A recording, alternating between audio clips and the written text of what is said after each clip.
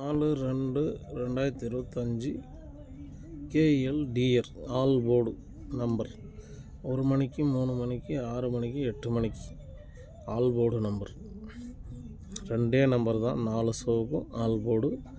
நம்ம கொடுக்குற number 4 set 3 set இல்லை 2 செட்டுனாச்சு பாஸ் ஆகிடும், மிஸ் ஆகவே ஆகாது. அப்படி தான் நம்ம கொடுத்துக்கிறதுங்க.